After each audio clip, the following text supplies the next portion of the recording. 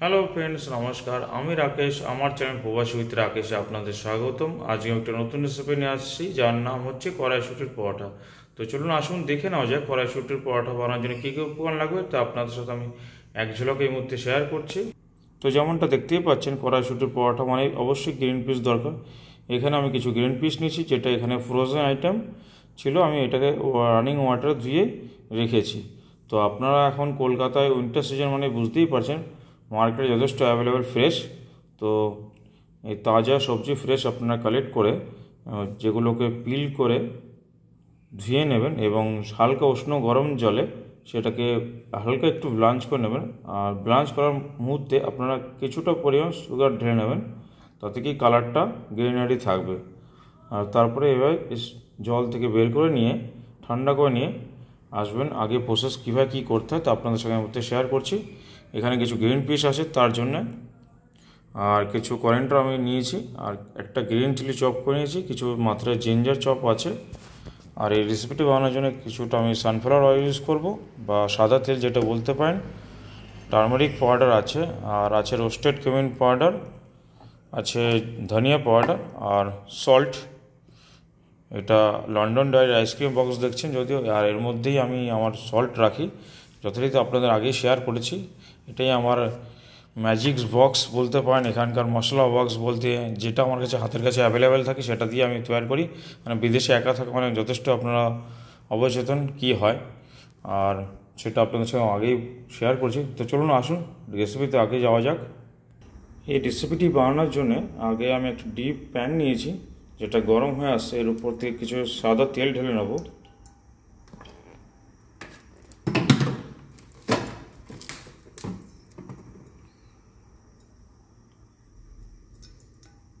সামান্য কিছু cumin seed ঢেলে নিলাম, আর উপর থেকে সামান্য মাত্র হিং ঢেলে নেব। এটা আমার হিং কন্টেনার, দেখতে পাচ্ছেন।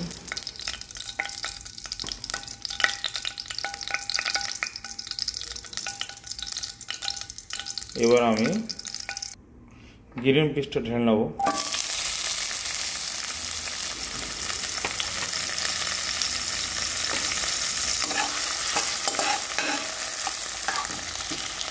উপর থেকে যে জিঞ্জার চপ আর গ্রিন চিলির চপ সেটাও ঢেলে দিচ্ছি।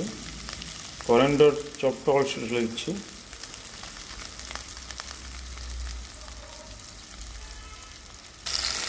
হালকা নাড়িয়ে নিয়ে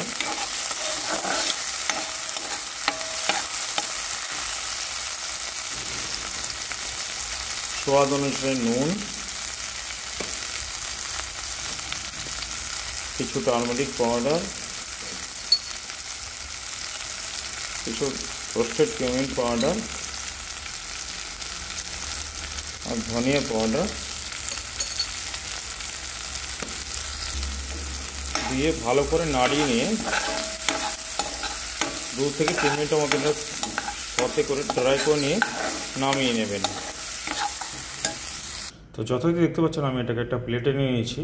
এবার আমি একটা ম্যাশারের মাধ্যমে, যেমনটা আমি এটাকে আপনাদের আগেও শেয়ার করেছি, এই ম্যাশারের মাধ্যমে, পটেটো ম্যাশার বা যাই থাক আপনাদের, কোনো ম্যাশারের মাধ্যমে নিয়ে এইভাবে নিয়ে প্রেস করে একটু যতটা পারবেন ম্যাশ করে রেখে দেবেন, ঠিক আছে।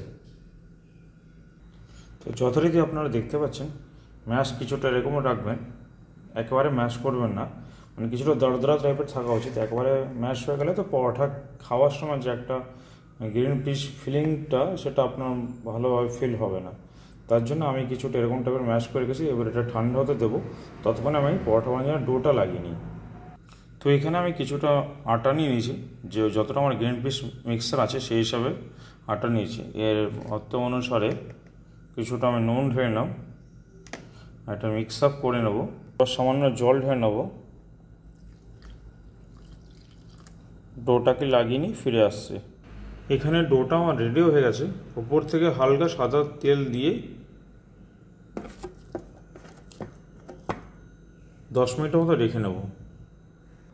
সো 10 মিনিট হয়ে গেছে। তা ডোটাকে আমি দুটো ভাগে বিভক্ত করে নিয়েছি, দুটো এরকম রাউন্ড রোল বানিয়ে নিয়েছি। তো চলুন এটাকে স্টাফিং করা যাক। স্টাফিং করার আগে যে মিক্সারের উপর আমি কিছু সামান্য ময়দা বা ময়দার ডাস্ট কিছুটা এইভাবে নিয়ে মিক্স করে নেবেন এটাকে। এটার জন্য যে আপনাদের টেস্টে ফারাক পড়বে সেটা একদমই ভাববেন না। এটা মিক্স করার মানে এটা যদিও এটা ড্রাই আছে তবুও এটাকে আমি একটু ড্রাই করার জন্য এই ডাস্টটা দিলাম, বা টেস্টে ফারাক পড়বে সেটা একদমই ভাববেন না। এটা যাতে পুরটা যাতে স্টপ করলে পরে দোতে তা বেলার সময় যাতে ফেটে না যায় তার জন্যেই, বাইন্ডিং থাকার জন্যে এটা দেওয়া আর কি। তো চলুন এগুলোকে দুটো পরোটা আমি স্টপ করি।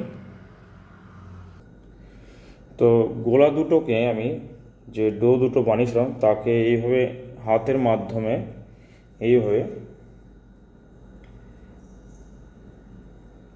স্টাফ করার জন্য এইভাবে প্রেস করে করে এরকম ঠিক শেপ দিয়ে নিয়ে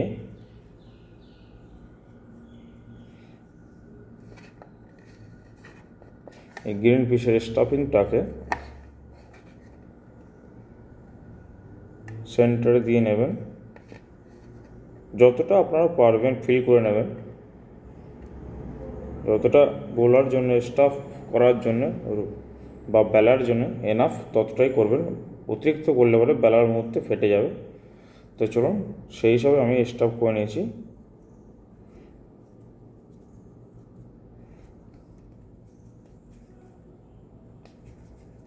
এবারে ঘুরিয়ে মিনিট 2 মতন, মিনিট 2 থেকে 3 মতন রেস্ট দিয়ে নেবেন। তো 2 থেকে 3 মিনিট হয়ে গেছে, রেস্ট দেওয়া হয়েছে। তো এবার আমি যথারীতি বেলনা চাকির মাধ্যমে স্টাফিং পরোটাগুলোকে আমি হাতের মাধ্যমে বেলে নেব। একটা বেলনি দিয়ে হালকা হাতে এভাবে আপনারা বেলে নেবেন।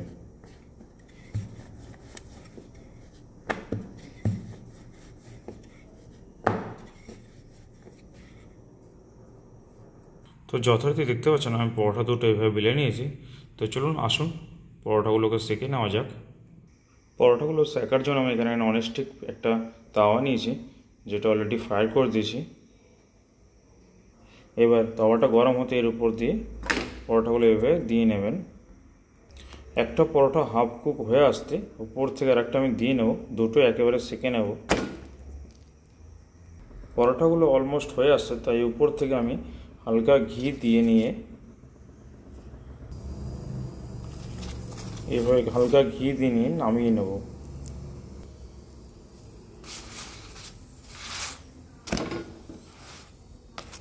দেখতেই পাচ্ছেন কত সুন্দর ফুলে উঠছে।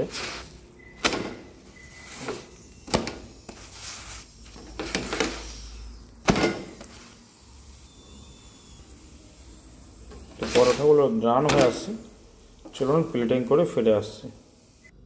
তো যথারীতি দেখতে পাচ্ছেন আমি পরোটাকে প্লেটিং করে নিয়েছি। কিছুটা বাটার, এক টুকরো বাটার আর কিছুটা ওগাট নিয়েছি, প্লেন ওগাট, যেটার উপরে আমি কিছুটা কাশ্মীরি চিলি ছিটিয়ে নিয়েছি।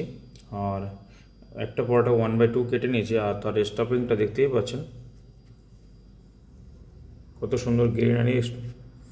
ঠিক আছে, স্টাফিংটা যতটা পরিমাণে দেবেন ততটা দেখতে ভালো আর খেতে সুস্বাদু লাগবে, ফিলিং নিতে পারবেন গ্রিন পিস পরোটা। তো চলুন এইটা আমার আজকের পরোটার ফাইনাল লুক। আজকের এই রেসিপিতে যদি আপনার কিছু ভালো লেগে থাকে তবে অবশ্যই একটা লাইক করে দেবেন এবং ভিডিওটি আপনি আপনাদের ফ্যামিলি মেম্বার্স এবং ফ্রেন্ডসদের সাথে শেয়ার করবেন, তাতে যাতে আমি মোটিভেট হতে পারি। এই আপনাদের কাছ থেকে সাপোর্ট চাইছি এটাই। চলুন আজকের মতন এই পর্যন্তই ফ্রেন্ডস। নতুন কোনো ভিডিওতে নতুন কোনো রেসিপিতে আবার আগামী দিন দেখা হবে। আজকের মতন বাই বাই।